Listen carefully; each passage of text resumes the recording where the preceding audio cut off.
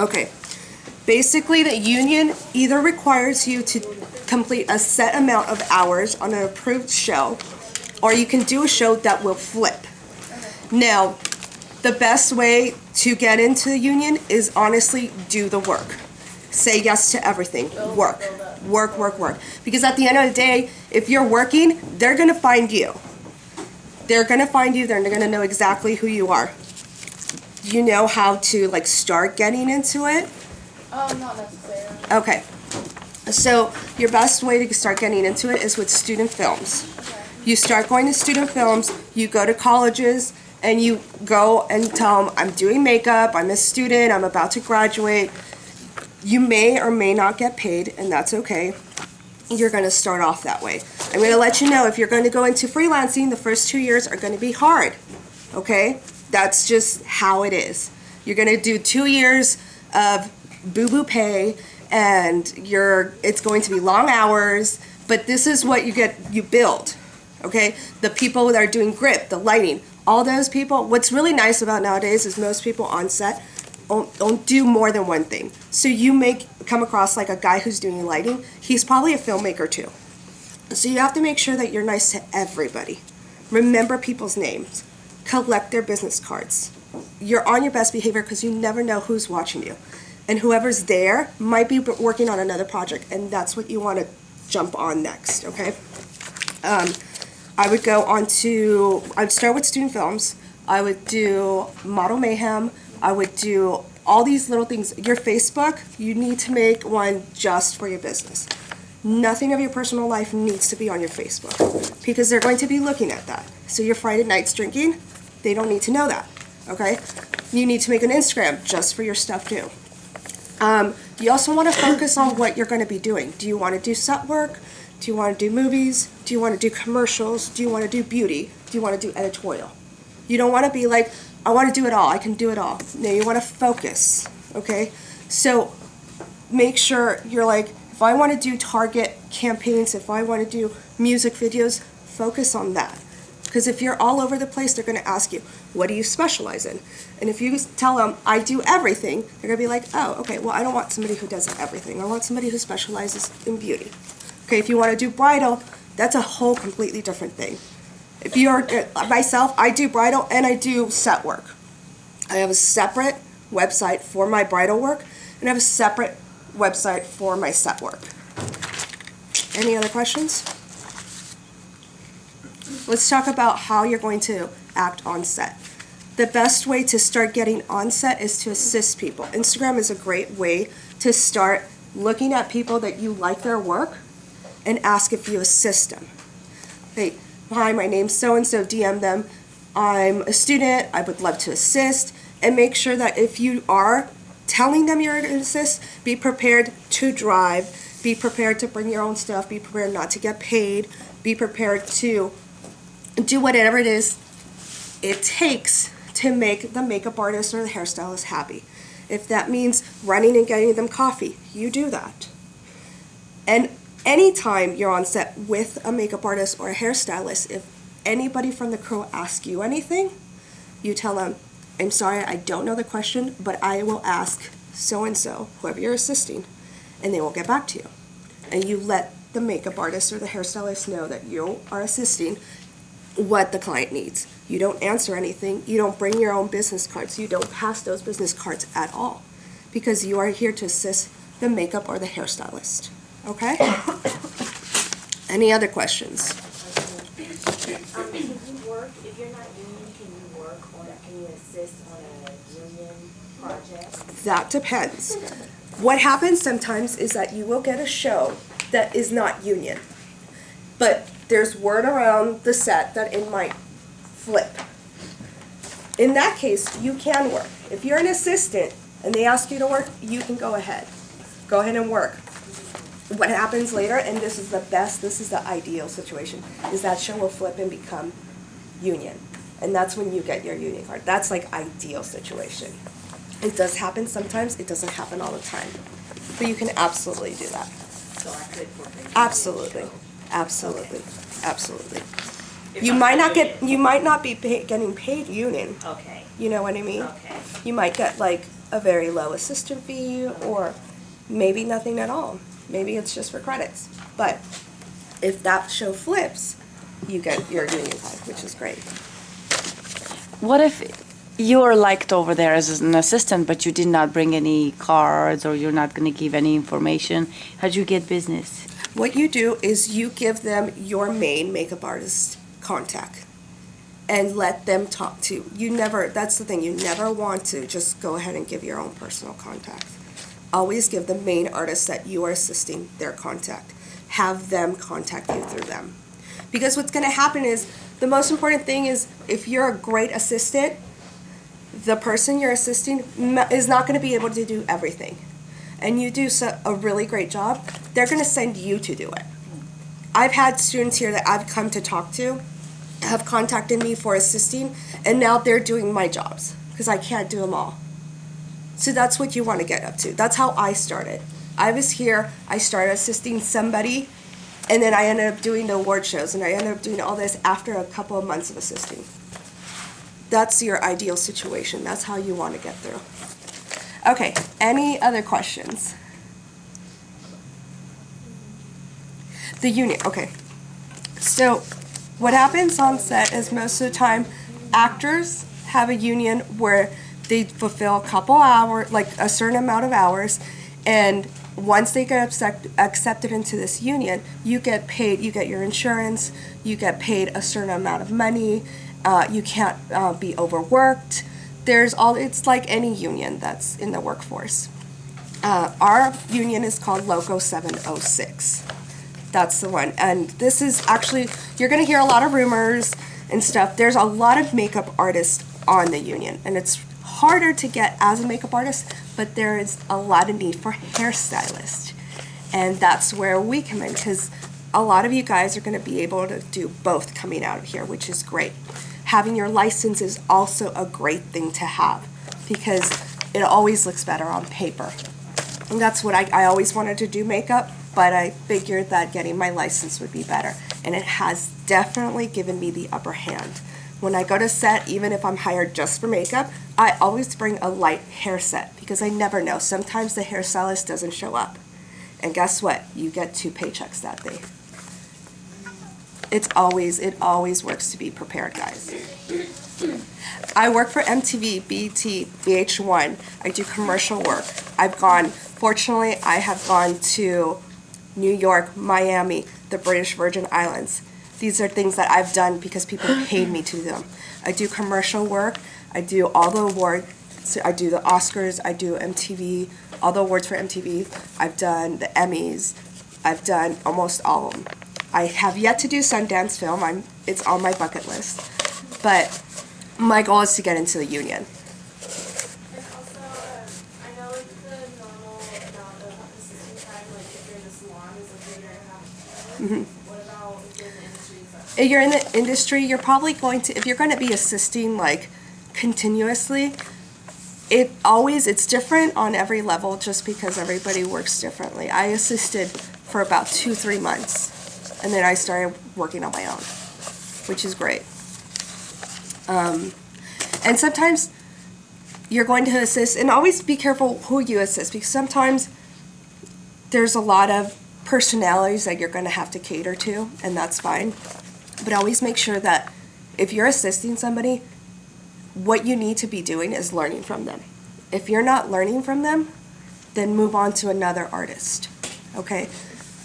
Just because you're assisting doesn't mean that they have to treat you horribly, okay? Make sure who you're assisting, if you see them and you're like, I want to be like them on set, then continue to assist them. If you're not learning anything, or if that's not a person that you would like to see yourself be, stop assisting them, move on to another person. Okay, and always keep it professional. Always keep it. When you're arriving on set, arrive at least 15 minutes early. If you're on time, you're already late. Okay, never, ever be late on set. If you are late on set, let the person that you're working with or assisting ahead of time. Listen, I might be 5 minutes late. I might be 10 minutes late. Okay? Keep them. And if you may be sick, there's nothing like oh, that morning, let them know. No, let them know the day before. Okay, keep constant communication is always what's going to keep you in the right page with that person, okay? Anything else? About taking pictures, are you allowed to take pictures? That's a very good question. Thank you. Okay, social media. Anytime you would like to take pictures, make sure that you ask. If you're on your own on a job, I would ask the producer, hey, what is your social media policies? If it's my first job, I never take pictures with a group. I just don't. I don't post them because, especially in my line of work, I do a lot of pilots. I do a lot of things that we film like months ahead of time and it doesn't come out until later. And now what they're doing is they'll let you know, but it's always good. Sometimes you'll get on set and there's all these flyers that say no social media, no Twitter, no Instagram, no Snapchat, nothing. But if you are unsure, ask your producer or ask the person you're assisting. And then so how, if there's a policy of no social media, then what do they kind of show that you got credit for? That's just for you to know. Because, It's just now you have a new system. yeah, exactly. And here's the thing. If you're constantly working and you keep good faith in not always sharing, because sometimes what's going to happen is that you're going to do the work. You're going to do the full hair and you're going to do the full makeup and you're under somebody. But they're the key artists. So it's all going to be credit for them. And yeah, that's just part of the game we play. But it's out of respect. It's out of respect. You don't say anything. You don't post pictures or anything. Now, if your artist is absolutely okay with it, go ahead. But I would always ask. Ask your producer, ask the people that you're on set with, hey, what's the social media policy? Sometimes I have work that's on billboards, and I can't say it's mine because I was under somebody else. And I did everything. I did the hair, I did the makeup. It's like everywhere. And I would love to say, hey, that was me. But somebody else was, the department head on it, so I can't say it. And that's okay because if I've done one, the people who have worked with you, they're going to remember you. And you're going to get the opportunity to do your own. I actually had one of the students from, I think 2 classes ago, she came and assisted me. We have a billboard on Sunset right now for Abbott, Maine. And it's her first billboard. So, I was the head of it. I did makeup, but she also did makeup on it. But it's good. It's like, sometimes you just have to relish in the fact that you did the work, Hey! She's assisted me on a couple of jobs, and you can tell them, right? Yeah, actually working with her was a really great experience, and I think the one thing that I took in was that when on set with her, she does everything. She doesn't just say, I'm the makeup artist, I did the makeup, that's it. You're out there, you're watching them shoot, but she was helping with lighting and trying to assist other people or just moving things around. So I thought that was really helpful because they see that and they love that. They don't want you just standing around looking at them.